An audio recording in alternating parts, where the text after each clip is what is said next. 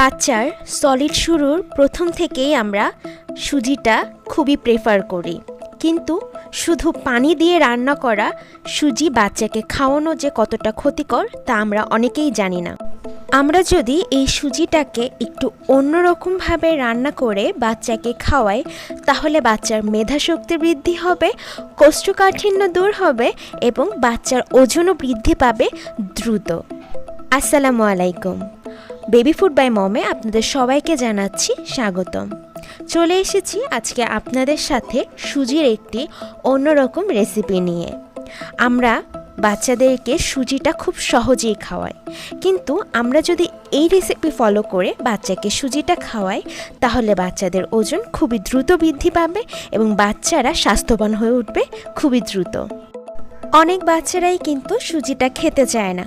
আমার বাচ্চাও প্রথমে সুজিটা খেতে চেত না, কিন্তু আমি এই রেসিপি ফলো করে আমার বাচ্চাকে যখনই সুজিটা রান্না করে দিলাম, আলহামদুলিল্লাহ সে খুবই ভালো মতন এবং অনেক মজা করে এই সুজিটা খেয়েছে।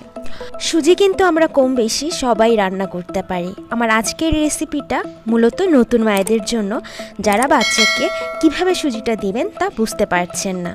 তো চলুন কথা না বাড়িয়ে আমরা রেসিপিটা দেখে নিব। প্রথমে আমি একটি গরম প্যানে 1 চামচের মতো ঘি অ্যাড করব।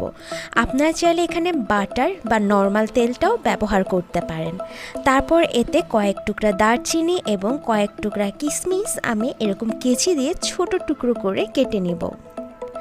তারপরে আমি এই ঘিয়ের সাথে কিছুক্ষণ এটা একটু ভেজে নিব। এতে খুবই সুন্দর একটা স্মেল আসে, সুজিটা খেতে অনেক মজা লাগে। এরপর এতে আমি 2 চামচের মতো বাসায় বানানো চালের সুজি ব্যবহার করব। আপনারা চাইলে এখানে গমের সুজি বা বাইরের কেনা সুজিটাও ব্যবহার করতে পারেন। সুজিটা দিয়ে আমি কিছুক্ষণ ভেজে নিব। ভাজা হয়ে গেলে এর ভিতরে আমি পরিমাণ মতো পানি দিয়ে দিব। তারপর আমি এখানে সামান্য একটু লবণ ব্যবহার করব। আপনার বাচ্চার বয়স 1 বছরের কম হলে আপনি চাইলে লবণটা বাদ দিতে পারেন। এরপর এতে আমি 1 চামচের মতো বাসায় বানানো প্রোটিন পাউডারটা ব্যবহার করব। বিভিন্ন ধরনের বাদাম দিয়ে আমি এই প্রোটিন পাউডারটা বানিয়েছি। এই রেসিপি আমার চ্যানেলে আছে, আপনারা চাইলে দেখে নিতে পারেন। আমি ডেসক্রিপশন বক্সে লিঙ্ক দিয়ে দিব। সুজিটা দিয়ে অনবরত নাড়তে হবে এবং খেয়াল রাখতে হবে যাতে তলাতে লেগে না যায়। এই সময় চুলার টেম্পারেচার মিডিয়াম থেকে লোতে রাখতে হবে। সুজিটা সিদ্ধ হয়ে আসলে এর ভিতরে আমরা যে দারচিনিগুলো দিয়েছিলাম সেগুলো আমরা উঠিয়ে ফেলবো, না হলে বাচ্চার খাবারের সময় তার মুখে যেতে পারে, সে বমি করতে পারে।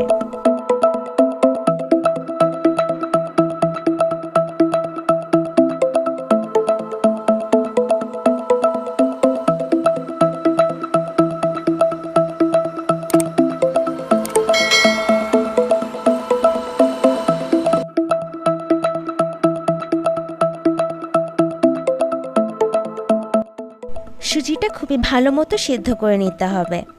খুব সহজেই সুজিটা রান্না হয়ে গেল।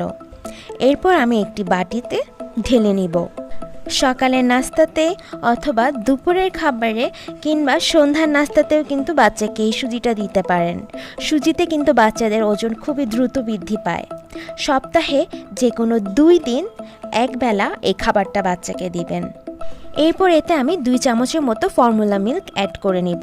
অ্যাড করে ভালো মতো এটা মিক্স করে নিব। চাইলে কিন্তু আপনারা পানির বদলে গরুর দুধ দিয়ে এই সুজিটা রান্না করতে পারেন। যাদের বাচ্চার বয়স 1 বছরের বেশি, তারা পানির বদলে গরুর দুধটাও এখানে ব্যবহার করতে পারবেন। 6 মাস থেকে যে কোনো বয়সের বাচ্চাকে এটা দিতে পারবেন, কিন্তু 8 মাস থেকে বাচ্চার খাবারে আপনারা এই প্রোটিন পাউডার অর্থাৎ বাদামের গুঁড়োটা ব্যবহার করতে পারবেন। আশা করি আমার আজকের রেসিপিটা আপনাদের একটু হলেও উপকারে আসবে। ইনশাআল্লাহ আবারও হাজির হব নতুন কোনো রেসিপি নিয়ে। ততদিন পর্যন্ত ভালো থাকবেন। আল্লাহ হাফেজ।